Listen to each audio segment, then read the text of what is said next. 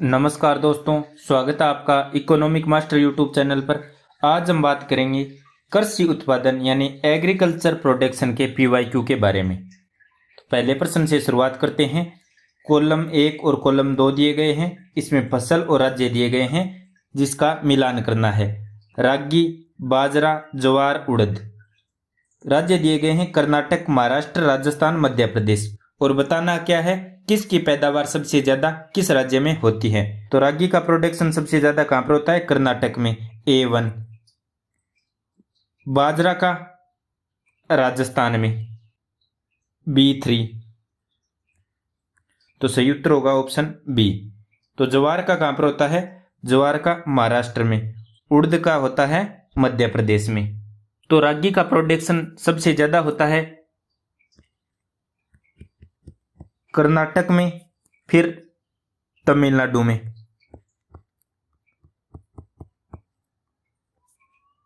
और एरिया सबसे ज्यादा कहां पर है? रागी का एरिया सबसे ज्यादा है तमिलनाडु में। इसी प्रकार देखें तो बाजरा का प्रोडक्शन सबसे ज्यादा राजस्थान में, फिर यूपी में, लेकिन एरिया सबसे ज्यादा कहां पर है? MP में। एरिया वाइज राजस्थान का नंबर 3rd है, जबकि प्रोडक्शन में फर्स्ट है। ज्वार की बात करें तो ज्वार सबसे ज्यादा कहां पर होती है? महाराष्ट्र में, फिर कर्नाटक में, फिर राजस्थान में। अगला प्रश्न, भारत के राज्यों को वर्ष 2018-19 के चावल उत्पादकों के सही आरोही क्रम में चुने। तो पंजाब, उत्तर प्रदेश, राजस्थान, हरियाणा, मध्य प्रदेश इस प्रकार से दे रखा है। तो वर्तमान में चावल उत्पादक राज्य देखें, ये पुराना क्वेश्चन है। तो वर्तमान में 1 नंबर पर कौन है? वेस्ट बंगाल। 2 नंबर पर कौन है? यूपी। फिर 3 नंबर पर आंध्र प्रदेश और 4 नंबर पर पंजाब। तो इस प्रकार से इनका वर्तमान में क्रम है। जबकि पूरे विश्व में देखें तो 1 नंबर पर कौन पैदा करता है चावल सबसे ज्यादा? चाइना। 2 नंबर पर इंडिया और 3 नंबर पर इंडोनेशिया। अगला प्रश्न, निम्नलिखित राज्यों में से किस में धान की उत्पादकता सर्वाधिक है? तो दोस्तों धान की उत्पादकता कहां पर है? धान यानी चावल, राइस इंग्लिश में देख लीजिएगा। तो सबसे ज्यादा है उत्पादकता पश्चिमी बंगाल में। ऑप्शन डी उपयुक्त में से कोई नहीं। अगला प्रश्न देखें तो भारत के राज्यों में से कौन सा राज्य चावल का सर्वाधिक उत्पादन या प्रति हेक्टेयर करता है? तो सही ऑप्शन होगा ऑप्शन डी, पंजाब। तो दोस्तों सर्वाधिक उत्पादन कहां पर होता है? पश्चिम बंगाल में, जबकि प्रति हेक्टेयर सर्वाधिक उत्पादकता कहां पर है? पंजाब में। अगला प्रश्न, निम्नलिखित देशों में से किस में चावल की कृषि के अंतर्गत सर्वाधिक क्षेत्र है? एरिया पूछ रखा है। तो ऑप्शन चीन, भारत, जापान, फिलीपींस। तो सही ऑप्शन होगा ऑप्शन बी, भारत। दोस्तों भारत में 47% भाग है, जबकि चाइना में 28% भाग है। जबकि सर्वाधिक उत्पादन कौन करता है? चाइना। 2nd नंबर पर भारत, 3rd नंबर पर इंडोनेशिया। अगला प्रश्न, धान उत्पादन में विश्व में भारत का स्थान है प्रथम, द्वितीय, तृतीय, चतुर्थ। तो दोस्तों 2nd स्थान है, ऑप्शन बी राइट आंसर होगा। अगला प्रश्न, विश्व में धान उत्पादन में भारत का स्थान है 1st, 2nd, 3rd, 4th। सही होगा ऑप्शन बी, 2nd। अगला प्रश्न, संकर धान की खेती सर्वाधिक लोकप्रिय है जापान में, चीन में, कोरिया में, भारत में। तो दोस्तों सही ऑप्शन होगा ऑप्शन बी, चीन में। चीन के कुल क्षेत्रफल के आधे से अधिक भाग पर संकर धान की खेती की जाती है। अगला प्रश्न, भारत में गेहूं उत्पादक में उत्तर प्रदेश का योगदान कितना है? सही होगा ऑप्शन सी। अगला प्रश्न, स्वतंत्रता प्राप्ति के बाद से भारत ने सर्वाधिक प्रगति की है चावल के उत्पादन में, दाल के उत्पादन में, पटसन के उत्पादन में, गेहूं के उत्पादन में। तो दोस्तों सही उत्तर होगा ऑप्शन डी, गेहूं के उत्पादन में।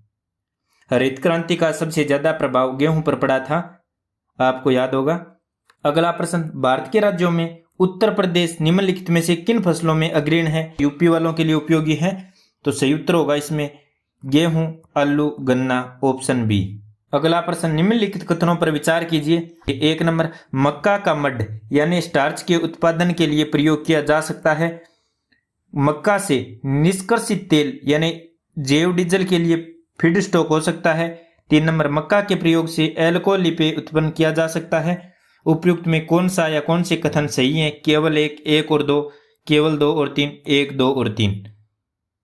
दोस्तों सही उत्तर क्या होगा? सही उत्तर होगा ऑप्शन डी, 1, 2 और 3। यानी मक्के से स्टार्च यानी मड बनाया जा सकता है, मक्के से जैव डीजल बनाया जा सकता है यानी इसका फीड स्टॉक हो सकता है, मक्के के प्रयोग से एल्कोहल पेय उत्पन्न किए जा सकते हैं। तीनों कथन सही हैं। अगला प्रश्न, गन्ना उत्पादक 2013 में राज्यों का सही अवरोही क्रम कौन सा है? वर्तमान में 2022-23 के आर्थिक सर्वेक्षण के अनुसार देखें तो गन्ना उत्पादन करने वाले शीर्ष 3 राज्य कौन से हैं? उत्तर प्रदेश 1 नंबर पर, 2 नंबर पर महाराष्ट्र, 3 नंबर पर कर्नाटक और 4 नंबर पर हरियाणा। निम्नलिखित में से किसे विश्व का चीनी का कटोरा कहा जाता है? वाई द्वीप समूह, क्यूबा, भारत, फिलीपींस, बड़ा ही एग्जीक्यूशन, बी क्यूबा। क्यूबा एक लैटिन अमेरिकी देश है। इसकी राजधानी कौन सी है? क्यूबा की हवाना। इसके अलावा क्यूबा में सर्वोत्तम किस्म का सिगार भी बनाया जाता है। अगला प्रश्न, निम्न कथनों पर विचार कीजिए। ए, चीनी उद्योग दक्षिण भारत में अधिक विकसित है। बी, गन्ने की प्रति हेक्टर पैदावार तथा गन्ने में रस की मात्रा दक्षिण राज्यों में अधिक होती है। ए और आर दोनों सही है। ए आर का सही स्पष्टीकरण है। ए आर दोनों सही है। ए आर का सही स्पष्टीकरण नहीं है। ए सही है, आर गलत है। ए गलत है किंतु आर सही है। दोस्तों चीनी उद्योग दक्षिण भारत में अधिक विकसित नहीं है, कथन ए गलत है।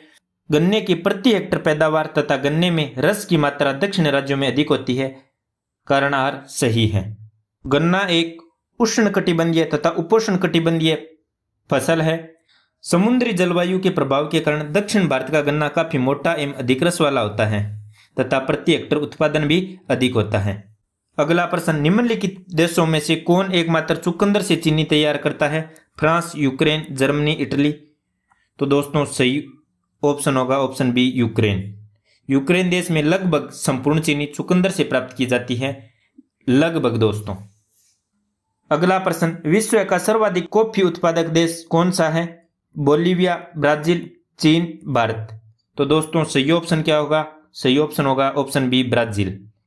विश्व में सर्वाधिक ब्राजील, फिर 2 नंबर पर वियतनाम, फिर कोलंबिया, फिर इंडोनेशिया कॉफी उत्पादक देश में है। आप नीचे कमेंट में बताइए भारत का कॉफी उत्पादन में वर्तमान में कौन सा स्थान है। अगला प्रश्न, भारत में निम्नलिखित में से कौन सा राज्य देश का 70% से अधिक कॉफी अकेला पैदा करता है? तमिलनाडु, केरल, महाराष्ट्र, कर्नाटक।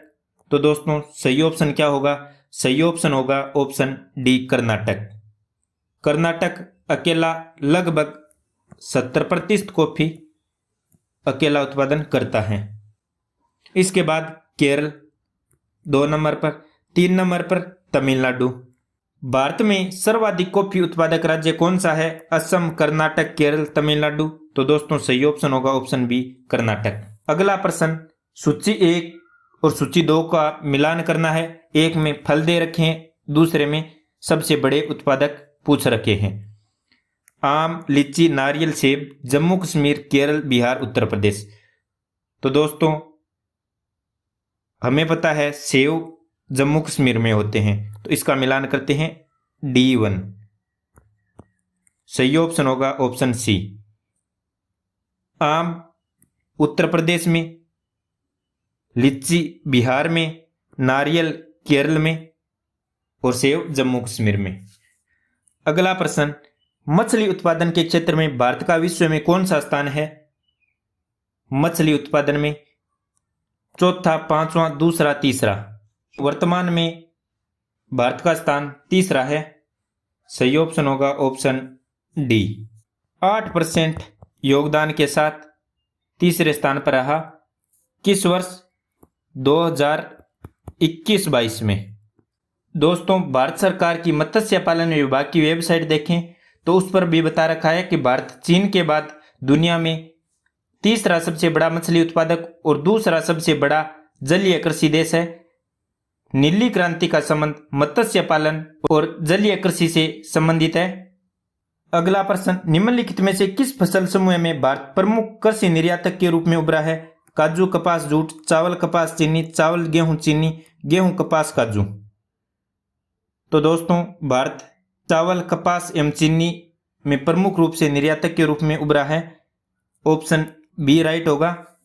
अगला प्रश्न, निम्नलिखित में से किस राज्य में काली मिर्च और इलायची का उत्पादन होता है? असम, जम्मू और कश्मीर, हिमाचल प्रदेश, केरल। तो सही ऑप्शन होगा ऑप्शन डी केरल। केरल काली मिर्च उत्पादन और इलायची में प्रथम स्थान रखता है। केरल में कुल 90% काली मिर्च उत्पादित होती है और इलायची 78%। अगला प्रश्न, निम्नलिखित में से कौन सा युग्म सही सुमेलित नहीं है? सूची 1 और 2 दे रखी है, फसल और पौधारोपण की और सर्वाधिक उत्पादित राज्य। जूट पश्चिम बंगाल, चाय असम, गन्ना उत्तर प्रदेश, रबर हिमाचल प्रदेश। तो दोस्तों जूट सर्वाधिक पश्चिम बंगाल में होती है क्या? सही है। चाय असम में, फिर 2 नंबर पर वेस्ट बंगाल में, 3 नंबर पर तमिलनाडु में, 4 नंबर पर केरला में और फिर कर्नाटका में। गन्ना सर्वाधिक उत्तर प्रदेश में, जबकि रबर हिमाचल प्रदेश में सर्वाधिक उत्पादित नहीं होता है। रबर में प्रमुख उत्पादक राज्य हैं केरल, तमिलनाडु तथा कर्नाटक। रबर के वृक्ष भूमध्य रेखीय वनों में पाए जाते हैं। इनके वृक्षों के दूध को लेटेक्स कहा जाता है, जिससे रबर तैयार किया जाता है। अगला प्रश्न, सूची 1 व सूची 2 का मिलान कीजिए। फसल व पौधारोपण में सर्वाधिक उत्पादक राज्य दे रखे हैं, जूट, चाय, गन्ना, रबर, यही पूछ रखा है। तो चाय असम, बी 3 सही ऑप्शन होगा ऑप्शन ए। दोस्तों चाय सर्वाधिक असम में पैदा की जाती है, गन्ना उत्तर प्रदेश में, रबर केरल में, जूट पश्चिमी बंगाल में।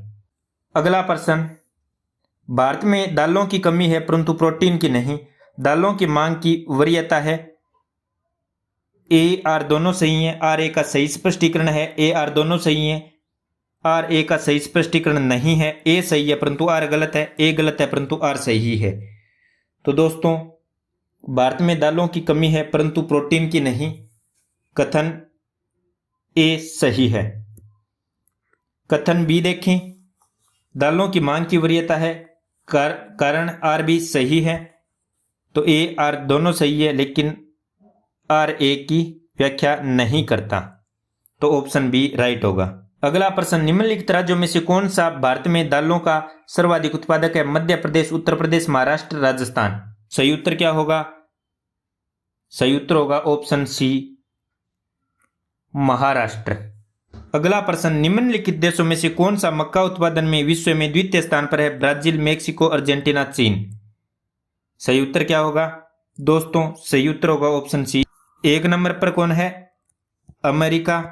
अगला प्रश्न, विश्व में सर्वाधिक दुग्ध उत्पादक राष्ट्र है? Canada, Denmark, England, Bharat. सही ऑप्शन होगा ऑप्शन डी भारत। अगला प्रश्न, भारत में जूट उद्योग प्रमुखतः केंद्रित है? केरल में, उड़ीसा में, उत्तर प्रदेश में, पश्चिम बंगाल में। तो दोस्तों सही ऑप्शन होगा ऑप्शन डी पश्चिमी बंगाल में। जूट को गोल्डन फाइबर भी कहा जाता है। गोल्डन फाइबर यानी सोने का रेशा। भारत में जूट का प्रथम कारखाना 1859 में पश्चिमी बंगाल के रिसरा क्षेत्र में लगाया गया। भारत में जूट उद्योग का केंद्रीयकरण जूट उत्पादक क्षेत्र में ही मिलता है और 90% कारखाने पश्चिमी बंगाल में ही स्थित हैं। रिसरा, निहाटी, टिट्टागढ़, बारबेरिया, उलबेरिया, काकीनाडा, श्री रामपुर, बजबज, हावड़ा, सियालदह, बिरलापुर, बैरकपुर इस उद्योग के महत्वपूर्ण केंद्र हैं। अगला प्रश्न, भारत में केसर का सबसे बड़ा उत्पादक है? तमिलनाडु, पश्चिम बंगाल, कश्मीर, केरल। बड़ा ही execution option C Kashmir. Kerala काली मिर्च व छोटी इलायची का सबसे बड़ा उत्पादक है। अत्यधिक मसालों के कारण केरल को मसालों का बगीचा भी कहा जाता है। पश्चिमी बंगाल जूट का, तमिलनाडु लाल मिर्च का सबसे बड़ा उत्पादक राज्य है। अगला प्रश्न, मसालों का बागान किसे कहा जाता है? कर्नाटक, केरल, महाराष्ट्र, तमिलनाडु। सही ऑप्शन होगा ऑप्शन बी केरल। अगला प्रश्न, क्षेत्र दे रखे हैं और पूछा गया है कि किन के लिए जाना जाता है? किन्नौर, मेवात, कोरोमंडल, सुपारी, आम, सोयाबीन। कौन से सही सुमेलित हैं? किन्नौर सुपारी के लिए प्रसिद्ध नहीं है, मेवात आम के लिए नहीं है, कोरोमंडल सोयाबीन के लिए भी नहीं है। कर्नाटक, केरल और असम सुपारी के बड़े उत्पादक राज्य हैं। आम उत्तर प्रदेश, आंध्र प्रदेश, कर्नाटक, तेलंगाना, बिहार आदि राज्यों में होता है। सोयाबीन महाराष्ट्र, मध्य प्रदेश आदि में होता है। तो सही ऑप्शन होगा ऑप्शन डी, कोई नहीं। अगला प्रश्न, भारत में दालों के उत्पादन के संदर्भ में निम्नलिखित कथनों पर विचार कीजिए। उड़द की खेती खरीफ और रबी दोनों फसलों में की जा सकती है। कुल दाल उत्पादन का लगभग आधा भाग केवल मूंग का होता है। पिछले 3 दशकों में जहां खरीफ दालों का उत्पादन बढ़ा है, वहीं रबी दालों का उत्पादन घटा है। उपयुक्त में से कौन से कथन सही है? केवल 1, केवल 2 और 3, केवल 2, 1, 2 और 3। पहला ऑप्शन, उड़द की खेती खरीफ व रबी दोनों फसलों में की जा सकती है, सही है। कुल दाल उत्पादन का लगभग आधा भाग केवल मूंग का है, गलत है। पिछले 3 दशकों में जहां खरीफ दालों का उत्पादन बढ़ा है, वहीं रबी दालों का उत्पादन घटा है, गलत है। तो सही होगा ऑप्शन केवल 1। दोस्तों, उड़द का विकास भारतीय उपमहाद्वीप में हुआ है। इसकी खेती खरीफ और रबी दोनों फसलों में की जाती है। दोस्तों, 2023-24 के सेकंड एस्टीमेट के अनुसार देखें तो मिलेट्स में राजस्थान का पहला स्थान है उत्पादन में, 2 नंबर है यूपी का, 3 नंबर है कर्नाटक का। यह किस में है? उत्पादन में स्थान। जबकि क्षेत्र एरिया की बात करें तो एरिया सबसे ज्यादा कहां पर है? हरियाणा, यूपी और एमपी। और मिलेट्स की कंट्री देखें तो 1 नंबर पर किसका स्थान आता है? 1 नंबर पर आता है भारत का, 2 नंबर पर नाइजर का, 3 नंबर पर चाइना का। दोस्तों, आप बताइए, अरहर दाल में आत्मनिर्भरता का भारत का लक्ष्य कौन सा साल है? तो दोस्तों, सही उत्तर होगा 2027। दोस्तों, आंकड़े समय समय पर बदलते रहते हैं, आप इनको अपडेट करते रहिएगा। ये वीडियो हमेशा के लिए उपयोगी नहीं होगा, क्योंकि ये जो उत्पादन के आंकड़े हैं वो आई बार बदलते रहते हैं। बस आपको यह समझने के लिए हमेशा के लिए उपयोगी होगा कि किस प्रकार से प्रश्न पूछे जाते हैं। तो दोस्तों, कृषिगत उत्पादन के इतने ही PYQ थे। यदि आपने चैनल को सब्सक्राइब नहीं किया है तो सब्सक्राइब अवश्य कीजिए, अपने दोस्तों के साथ शेयर कीजिए तथा उनसे उत्पादन के बारे में चर्चा भी अवश्य कीजिए। सुखी रहें, समृद्ध रहें, आपका भविष्य उज्जवल हो। धन्यवाद। जय हिंद, जय भारत।